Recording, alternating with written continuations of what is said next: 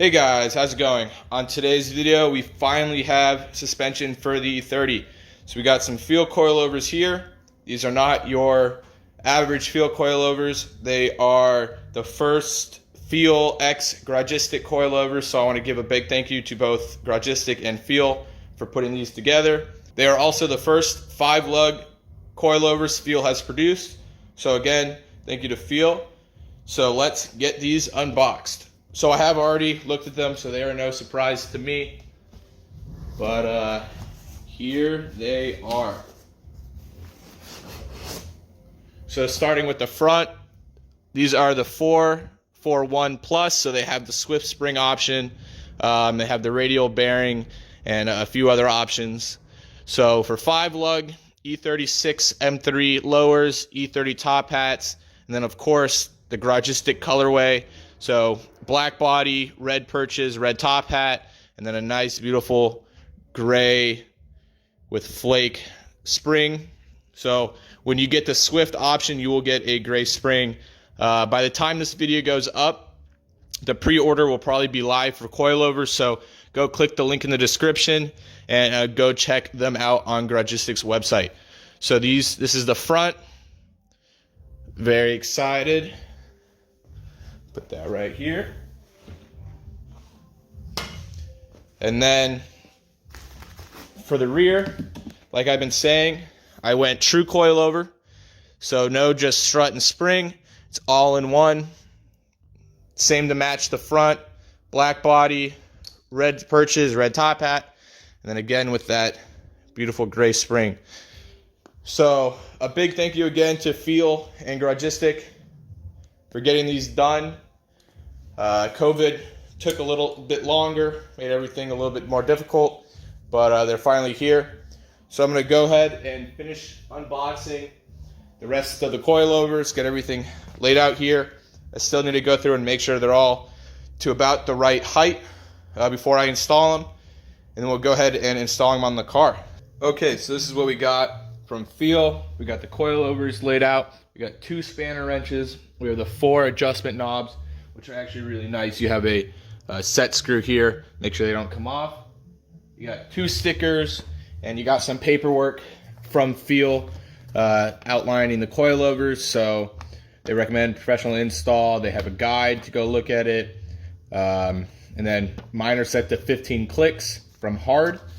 So that's good to know. And then you have your specs here. Let's see. I assume rebound, compression, and some other things. So that's for all 4 of them. That makes sense. So front, rear, cool. So I'm gonna go start taking everything off the E30, which is just junk stuff on there currently, and we'll go ahead and throw these puppies on and get them adjusted. Okay, so first step of installing the coilovers is figuring out the height. I'll put the little card on screen that Feal wants you to do. So you just want to figure out your ride height, your basic ride height, and you're just adjusting the body. You're not adjusting anything up top. So for a reference for people, I am running a 17, 205, 45, 17 in the front, and my coilover measures out to about 20.5 inches. So that's just measuring the body, measuring from the perch down to the bottom. So that's again 20.5. So that's basic. I'll throw up a video of what it looks like right here. We have about a 1/2 inch of clearance, just enough to stick your 4 fingers through, and that's about it. So now I'm gonna put them back on the car, and we're gonna go ahead and measure droop. Okay, so to measure preload, obviously I've already done it, so I'm just gonna explain it, and I'll put the card on screen. So basically what you'll do is you're gonna have the fender on, and you're gonna have the wheel on, and from the bottom of the fender to the middle of the wheel is 1 measurement. Have to pause the video real quick. All the measurements need to be in millimeters according to Feal's PowerPoint.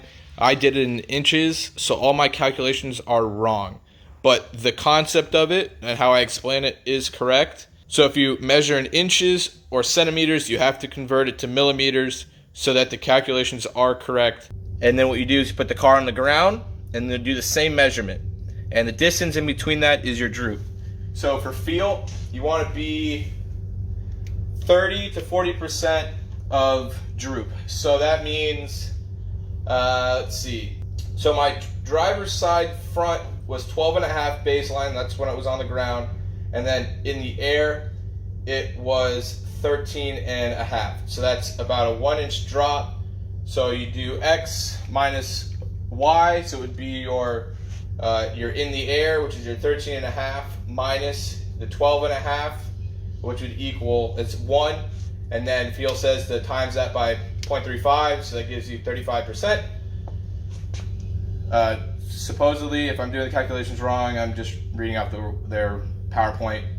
So that gives you the 35%, which 0.35 wouldn't give you 35% times 100. Yeah, it would.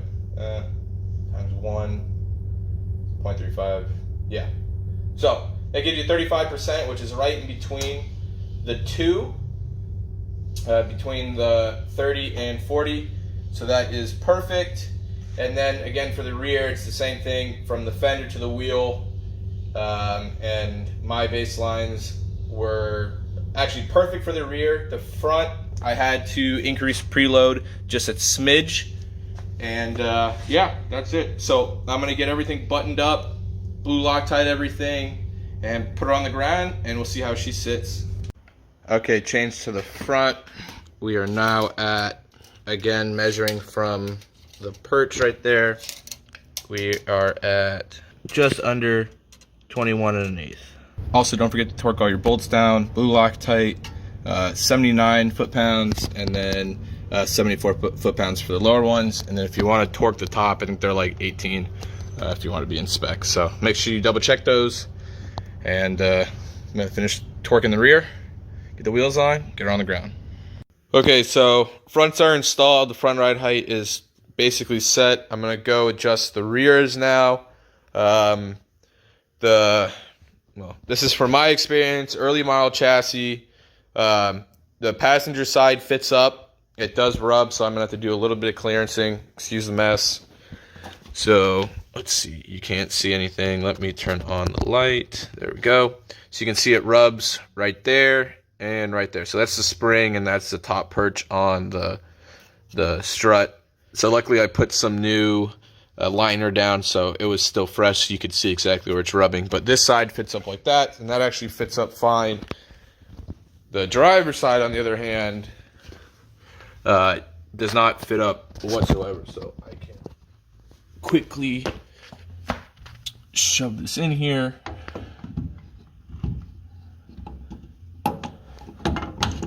Okay, let's see. Okay. So right now, it hits very hard there, and that's the position. Hold on. So that is it in and pushing against the body.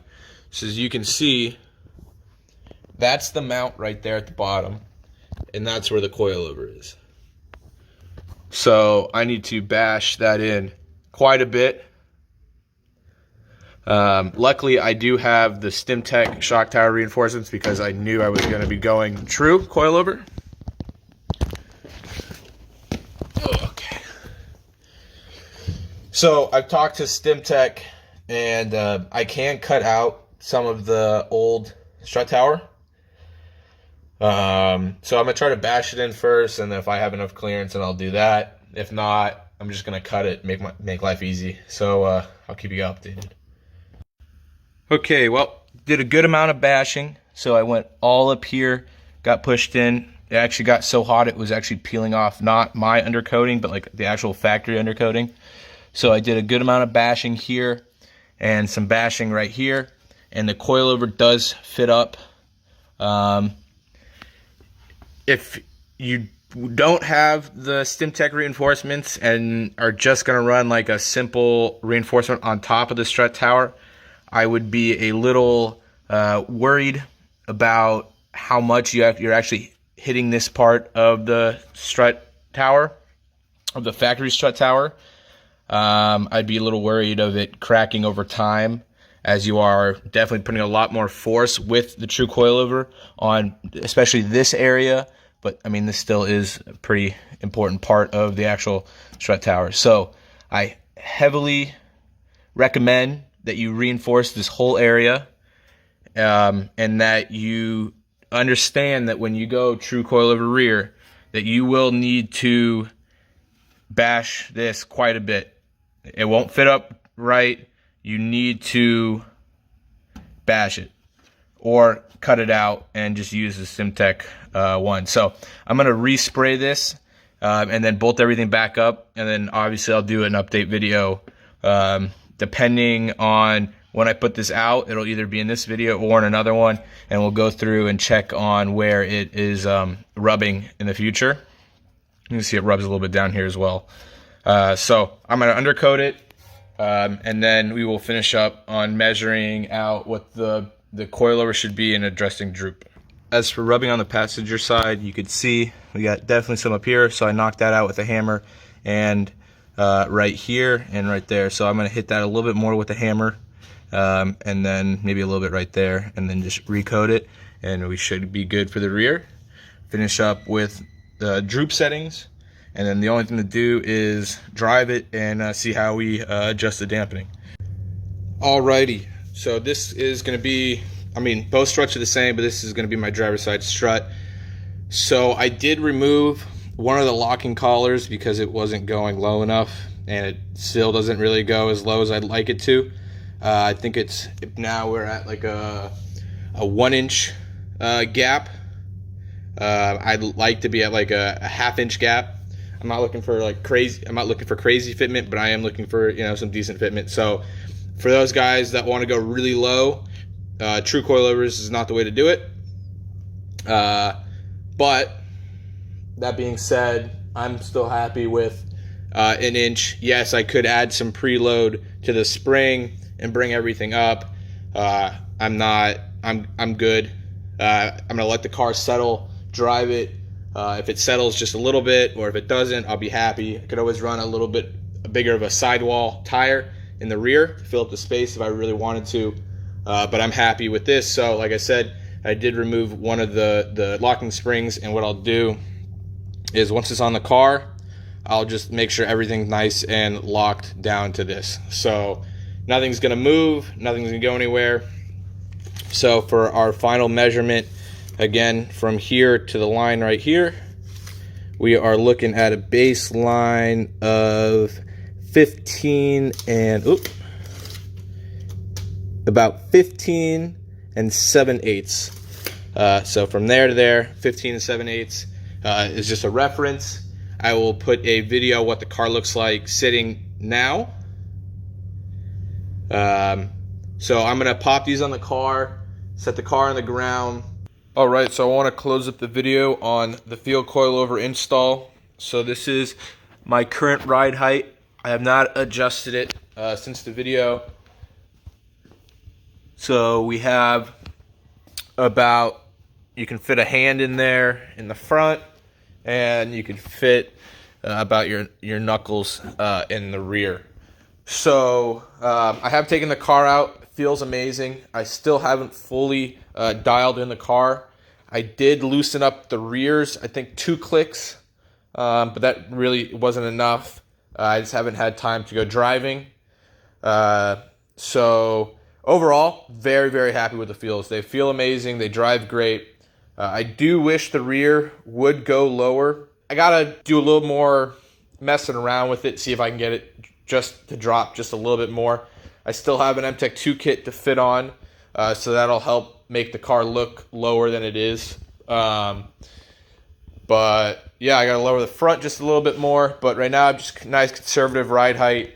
No rubbing, drives great, handles amazing with everything that I've done. So if you haven't watched the series on the full 5-lug swap and suspension and everything that goes to make this car drive amazing, the link is below, or I'll put it in the the corner up here.